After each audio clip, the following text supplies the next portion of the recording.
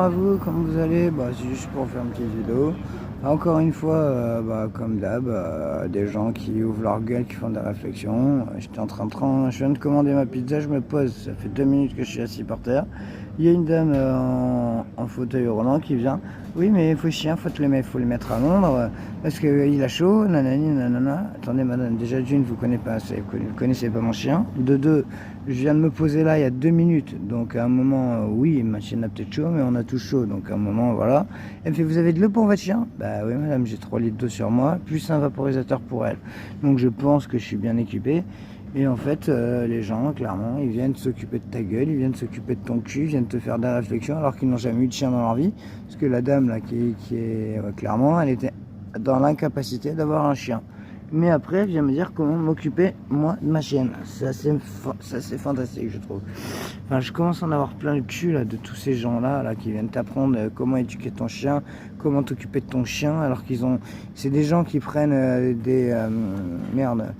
des bulldogs, les bulldogs, là, qui ont la gueule aplatie, là. Les chiens qui galèrent à survivre.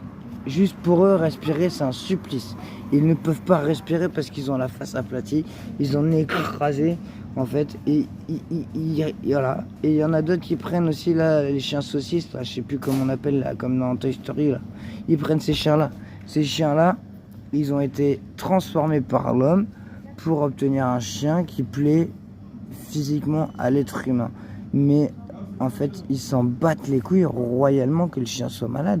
Le chien est incapable de monter les escaliers. Le chien est incapable de marcher correctement.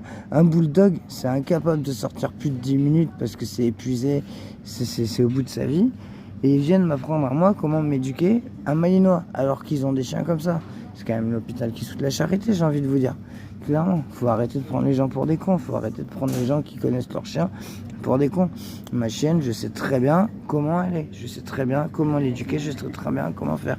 Et eux, ils prennent des chiens de merde, des races qui ont été croisées, qui ne méritent même pas d'être en vie. Clairement, qui n'auraient jamais dû être créés. Et ils vont prendre ça et faire les beaux sur les réseaux sociaux avec ça, avec ces chiens-là. Non, il y a, là, il y a pas longtemps, j'ai vu une vidéo. La meuf, elle voulait un teckel, mais harlequin, un teckel particulier et tout. Elle a payé 4500 € son putain de chien. Et elle était fière d'elle et tout, parce qu'elle avait soi-disant sauvé un chien et tout. Si tu veux sauver un chien, tu vas à la SPA. Il y a combien de chiens qui meurent à la SPA chaque année? Voilà la conclusion. Au final, les connards, ils font les beaux avec leurs chiens de merde, payés 4500 €, pendant qu'il y a des milliers de chiens qui meurent chaque année à la SPA. Voilà, allez, bonne soirée.